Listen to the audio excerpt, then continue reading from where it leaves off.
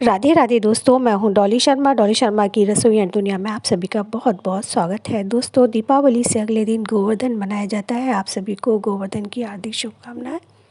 प्रथम पूज्य श्री गणेश जी के सादर चरणों में प्रणाम करते हुए और माँ सरस्वती के श्री कमल चरणों में प्रणाम करते हुए कार्तिक माहत्म का मैं आपको 20वां और 21वां अध्याय सुनाने जा रही हूँ। बोले विष्णु भगवान, शालिग्राम भगवान की जय। नारद जी कहने लगे कि हे राजा प्रतु, जो कार्तिक कृष्ण अमावस्या को दीपावली करता है वह कभी दरिद्री नहीं होता। इस संबंध में एक इतिहास सुनो। थुरसैन देश में सत्य शर्मा नाम का एक अत्यंत दरिद्री ब्राह्मण रहता था। उसके मन में सदैव यही लालसा बनी रहती थी कि यदि मेरे पास धन हो तो मैं उससे दान आदि करूं, धार्मिक कार्यों में व्यय करूं। इसके लिए वह सदैव विष्णु का पूजन किया करता था। वह जो कुछ कमाता सब व्यय हो जाता। तब इस दरिद्रता निवारण का उपाय पूछने पर एक विद्वान ने उसे बताया कि तुम धन की प्राप्ति के लिए शिवजी की आराधना करो।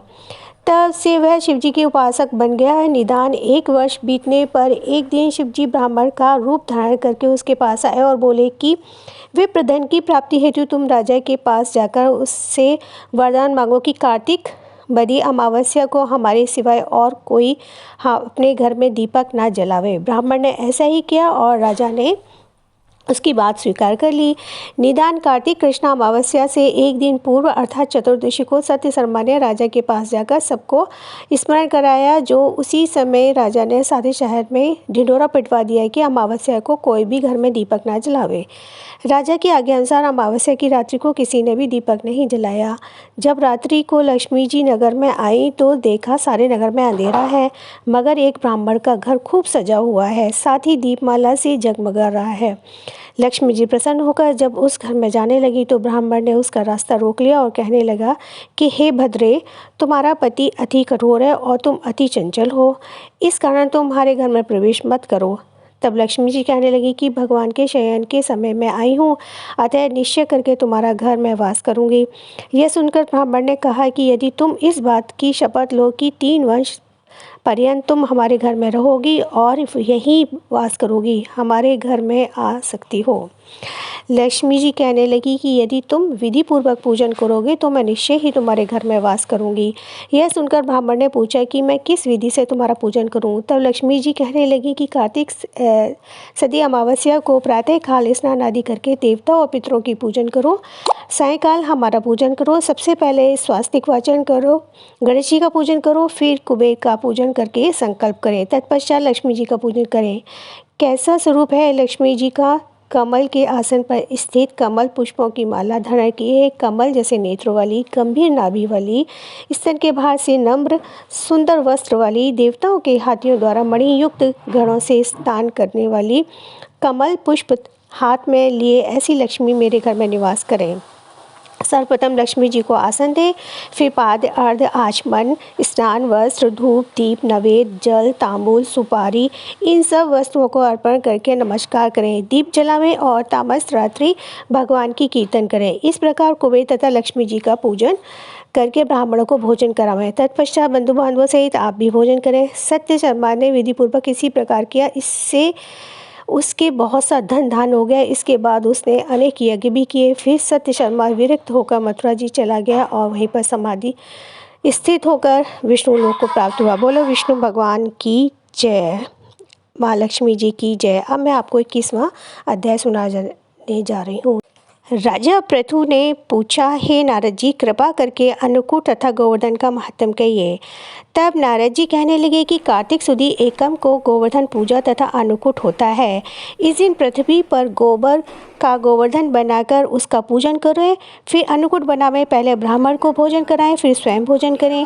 गौ तथा वृषभ बैल का पूजन करें। दिन के तीसरे भाग में मार गोपालिकाएं बांधें। इसी दिन जामात्रा जवाई का भी पूजन होता है। पृथ्वी पूजने लगे कि हे नारद जी, सर्वप्रथम यह पूजन किसने किया, यह कहिए। तब नारद जी बोले कि समुद्र मंथन के समय जब लक्ष्मी जी समुद्र से उत्पन्न हुई तब वह विष्णु से ब्याही गई। इससे आनंदित होकर समुद्र ने भगवान की स्तुति की। तब विष्णु ने कहा कि वरदान मांगो। यह सुनकर समुद्र ने कहा कि हे भगवान, आप लक्ष्मी जी सहित मेरे यहाँ निवास करो। तब विष्णु ने ऐसा ही हो कहा ऐसा ही होगा। इसी दिन से दामाद का पूजन प्रारंभ हो गया। जो कोई कार्तिक सुदी एकम को दामाद का पूजन करता है वह सब पापों से मुक्त हो जाता है। इति 21वां अध्याय समाप्त। बोलो विष्णु भगवान की जय। अब मैं आपको गोवर्धन की कहानी सुनाने जा रही हूँ। बोलिए गोवर्धन महाराज की जय। एक दिन भगवान कृष्ण ने देखा कि पूरे ब्रज में तरह तरह के मिष्ठान तथा पकवान बनाए जा रहे हैं। पूछने पर ज्ञात हुआ कि सब वक्रासुर संहारक मोद देवता देवराज इंद्र की पूजा के लिए तैयार हो रहा है। इंद्र की प्रसन्नता से ही वर्षा होगी, गायों का चारा मिलेगा तथा जीविकोपार्जन की समस्या हल हो जाएगी। यह सुनकर भगवान श्री कृष्ण ने इंद्र की निंदा करते हुए कहा कि उस देवता की पूजा करनी चाहिए जो प्रत्यक्ष आकर पूजन सामग्री स्वीकार करे। गोपे ने ऐसे वचन सुनकर कहा कि कोटि कोटि देवताओं के राजा की इस तरह से आपको निंदा नहीं करनी चाहिए। कृष्ण ने कहा, इंद्र में क्या शक्ति है जो पानी बरसाकर हमारी सहायता करेगा। इससे तो शक्तिशाली तथा सुंदर वह गोवर्धन पर्वत है जो वर्षा का मूल कारक है। इसकी हमें पूजा करनी चाहिए। भगवान श्री कृष्ण के बगजाल में फंसकर सभी ब्रजवासियों ने चारों ओर धूम मचा दी। तत्पश्चात नंद जी ने ग्वाल गोपिकाओं सहित सब सभा में कृष्ण से पूछा कि इंद्र की पूजा से तो दुर्भिक्ष उत्पीड़न समाप्त होगा, चौमासे में के सुंदर दिन आएंगे, मगर गोवर्धन पूजा से हमें क्या मिलेगा। उत्तर में श्री कृष्ण जी ने गोवर्धन जी की भूरी भूरी प्रशंसा की तथा उसे गोप गोपियों की आजीविका का एकमात्र सहारा सिद्ध किया। भगवान की बात सुनकर समस्त ब्रजमंडल बहुत प्रभावित हुआ तथा अपने अपने घर से लाकर सुमधुर मिष्ठान पकवान सहित पर्वत तराई में कृष्ण द्वारा बताई गई विधि से गोवर्धन की पूजा की और भगवान की कृपा से ब्रजवासियों द्वारा अर्पित समस्त पूजन सामग्री को गिरिराज ने स्वीकार कर लिया और सबको आशीर्वाद दिया। सभी जन अपना पूजन सफल समझकर प्रसन्न हो रहे थे। तभी नारद इंद्र मौसमी को इच्छा से प्रकट ब्रज में आ गए। पूछने पर ब्रजबालिकाओं ने नगर बताया कि कृष्ण की आज्ञा से इस वर्ष इंद्र महोत्सव समाप्त कर दिया गया है। इसके स्थान पर गोवर्धन पूजा की जा रही है। यह सुनते ही नारद जी उसे उल्टे पांव इंद्रलोक गए तथा खिन्न मुद्रा में बोले, देवराज तुम महलों में सुख की नींद सो रहे हो, उधर ब्रजमंडल में तुम्हारी पूजा समाप्त करके गोवर्धन की पूजा हो रही है। इससे इंद्र ने अपनी मान हानि समझकर मेघों की आज्ञा दी कि गोकुल में जाकर प्रलय मचा दो, मूसलाधार बारिश कर दो और तहस नहस कर दो। पर्वतकार प्रलयंकारी बादल गर्ज की ओर उभर पड़े। अचानक वर्षा देखकर ब्रज घबरा गया। सारे ब्रजवासी श्री कृष्ण की शरण में जाकर बोले, भगवान इंद्र हमारी नगरी को डुबाना चाहता है, अब क्या करें। श्री कृष्ण ने सांत्वना देते हुए कहा, तुम लोग घबराओ मत, गोवर्धन जी की शरण में चलो, वही तुम्हारी रक्षा करेंगे। इस तरह से समस्त ग्वालवाल गोवर्धन की तराई में पहुंच गए। श्री कृष्ण ने गोवर्धन की कनिष्का उंगली में उठा लिया और 7 दिन तक गोपिकाएं उसकी छाया में सुखपूर्वक रहे। भगवान की कृपा से उनको एक चींटा भी नहीं लगा। इससे इंद्र को महान आश्चर्य हुआ। तब भगवान की महिमा को समझकर अपना गर्व जानकर वह स्वयं ब्रज में आ गया और भगवान श्री कृष्ण के चरणों में गिरकर अपनी मूर्खता पर महान पश्चाताप किया। 7वें दिन भगवान ने गोवर्धन को नीचे रखकर इसी भांति प्रतिवर्ष गोवर्धन पूजा करके अन्नकूट उत्सव मनाने की आज्ञा दी। तभी से यह उत्सव अन्नकूट के नाम से मनाया जाने लगा। बोलिए गोवर्धन महाराज की जय। श्री गोवर्धन महाराज महाराज तेरे माथे मुकुट विराज रहो, तो पे पान चढ़े तो पे फूल चढ़े, तो पे चढ़े दूध की धार हो धार। तेरे माथे मुकुट विराज रहो, तेरे कान में कुंडल सोहे रहो, तेरे गल बैजंती माल हो माल। तेरे माथे मुकुट विराज रहो, तेरी 7 कोस की परिक्रमा, तो पे दे रहे नर और नार ओ नार।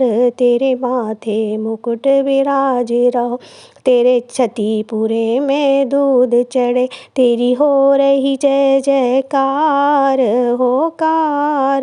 तेरे माथे मुकुट विराज रहो, तेरे चरणों में मानसी गंगा बहे, तेरी महिमा परम्पार ओ पार। तेरे माथे मुकुट विराज रहो, ब्रजमंडल सब डूबा देखा, ग्वाल बाल व्याकुल देख, लिया नख पे गिरवर धार हो धार, तेरे माथे मुकुट विराज रहा।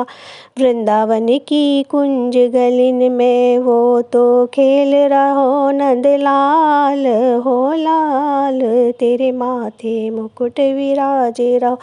चंद्र सखी बज बाल कृष्ण छवि, तेरे चरणों पे बलिहार हो हार, तेरे माथे मुकुट विराज रहो। बोल गोवर्धन महाराज की जय, तुलसा माता की जय, शालिग्राम भगवान की जय।